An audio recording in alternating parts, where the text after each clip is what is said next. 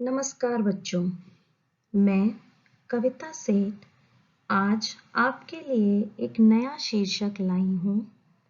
हमारा आज का शीर्षक है चित्र वर्णन। बच्चों, इसका अर्थ है चित्र को देखकर अपने भावों को लिखित रूप में प्रकट करना। चित्र चाहे छोटा हो या बड़ा, हम पहले उस चित्र को देखकर समझना है। सबसे पहले यह चित्र किसका है या किससे संबंधित है, वो लिखना होता है। चलिए बच्चों, आगे बढ़ते हैं।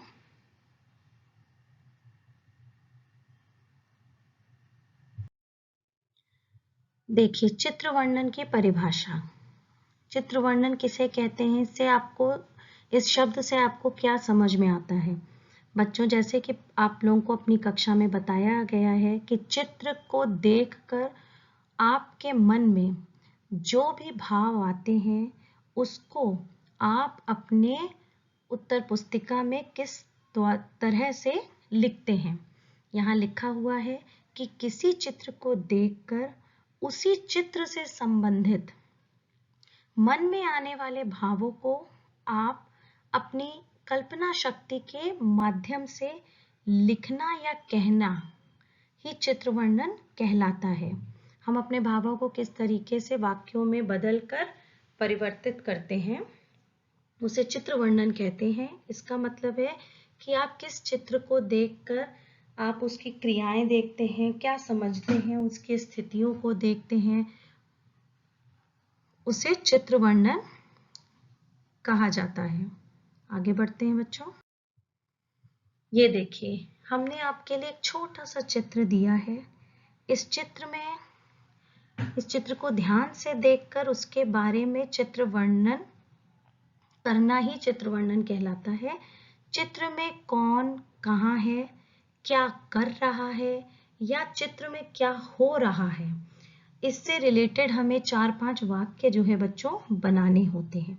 हम हमेशा जो है पहले चित्र को ध्यान से देखें कि उस चित्र में क्या क्या चीजें दिख रही हैं।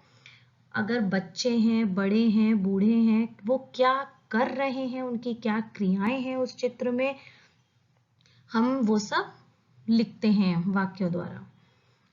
अब यहाँ देखें, नीले रंग से लिखा हुआ है, इस चित्र में कितने घर हैं, बच्चे क्या कर रहे हैं, चित्र में और क्या क्या हो रहा है। हमें इन प्रश्नों का उत्तर देते हुए चित्र वर्णन करना है। इस चित्र में एक घर है, जैसा कि बच्चों आपको दिख रहा होगा। इस चित्र में हो क्या रहा है, यह चित्र किसका है? यह चित्र बारिश का है, मतलब इस चित्र में बारिश हो रही है। आप सबको दिख रहा होगा, जो लड़का नीली कमीज में है वो क्या कर रहा है, वो कागज की नाव चला रहा है पानी में। एक उसके पीछे लड़का है पीली कमीज में, वो छाता लेकर, उसके हाथ में एक पुस्तक है, जा रहा है। लड़की खुश होकर पानी में कूद रही है और एक चिड़िया सूखी लकड़ी पर बैठकर लड़के को नाव चलाते हुए देख रही है। तो बच्चों, हमने वही वाक्य लिखे हैं जो हमें करते हुए बच्चे दिखाई दे रहे हैं अपने चित्र वर्णन में। इसी को चित्र वर्णन कहा जाता है कि हमें बताना है कि चित्र में क्या क्या हो रहा है। ये एक और छोटा सा उदाहरण है बच्चों, जैसे कि आप लोगों को पहले भी कक्षा में कराया जा चुका होगा। एक एक चित्र देते हैं, सेब दे दिया, अनार दे दिया, सूरज दे दिया, पतंग दे दिया, फूल दे दिया, और बोला जाता है कि उसके बारे में आपके दिमाग में जो भी वाक्य आ रहे हैं उन्हें अपनी उत्तर पुस्तिका में लिखें। उसी तरीके से बच्चों, यहाँ पर जो मैंने देखे चित्र दिया है, वो चित्र देखकर आपको क्या लग रहा है कि यह चित्र किसका है। उसके बाद कुछ और सवाल पूछे गए हैं, उनका हमें क्या करना है, उनकी खाली जगहों की पूर्ति करनी है। पूर्ति मतलब खाली जगहों को भरना है सही शब्द सोच के। ठीक है, चलिए आगे बढ़ते हैं, हम इनको भरते हैं।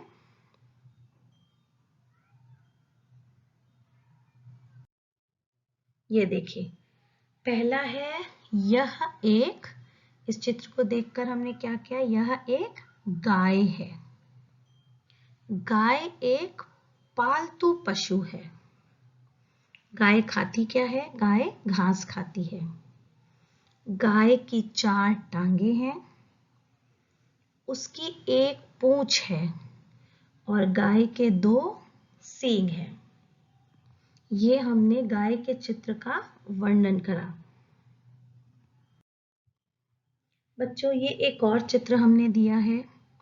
आपको इस चित्र को देखकर क्या लग रहा है कि यह चित्र जो है बेटा, वो जंगल का है और जंगल में शेर कुछ जानवरों को दौड़ा रहा है। अब हमें अपने इसी चित्र को अगर वाक्य में परिवर्तित करना है तो हम कैसे करेंगे, आगे हमने वो बताया है। आइए देखते हैं। ये देखिए, यह चित्र जंगल का है। जंगल में बहुत से जानवर रहते हैं, ये आप सबको पता है। जंगल बहुत घना है। अभी हम लोगों ने इससे पहले चित्र में देखा कि शेर जो है वो जानवरों का शिकार कर रहा है और सभी जानवर शेर से डरकर भाग रहे हैं। हमें चित्रों में कम से कम 5 लाइनों में व्याख्या करनी होती है और ज़्यादा से ज़्यादा आप जो आपके दिमाग में आ रहा है चित्र को देखकर हम लिख सकते हैं। बच्चों, इधर उधर की बातें नहीं लिखनी है, कंसंट्रेट करना है हमें अपने चित्रों पर। जो भी दिया जाए उसको ध्यान से देखिए, उसको समझिए, अपने दिमाग में लाइंस बनाइए। और बेटा, एक चीज का और बहुत ध्यान रखना होता है, लाइन ऐसी बनाइए कि गलतियां ना हो। उतनी बड़ी बड़ी और भारी शब्दों की लाइन मत बनाइए जिन शब्दों का आपको अर्थ ना समझ में आए या जो लिखने में आपको दिक्कत दें। तो हमें अच्छी लाइन बनाइए, चाहे वो छोटी हो। अब बच्चों, हम चित्रों से वाक्य भी बना सकते हैं। हमने चित्र से ही मिलते जुलते शब्द यहाँ दिए हैं और इससे वाक्य भी बनाकर आपको बताया है। अगर हमने जंगल दिया तो यह चित्र जंगल का है। शिकार, शेर जानवरों का शिकार करता है। डर, जानवर डर से भाग रहे हैं। घना, जंगल बहुत घना है। हमारे वाक्य जरूर छोटे हैं लेकिन एकदम सही और स्पष्ट है।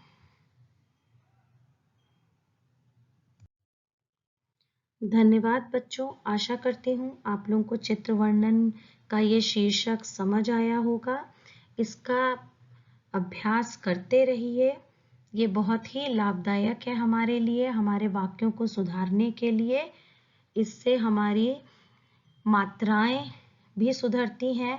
अब हमें ये हमारा अंतिम टॉपिक है, तो इसमें क्या है बच्चों कि हमें सभी मात्राओं का ज्ञान हो चुका है। अब हम अंतिम पड़ाव पर हैं, तो अब हमें ये सब लिखना आना चाहिए। तो जितना अभ्यास करते रहेंगे हमारी भाषा शैली में लेखन शैली सब जो है उसका विकास होगा। धन्यवाद बच्चों।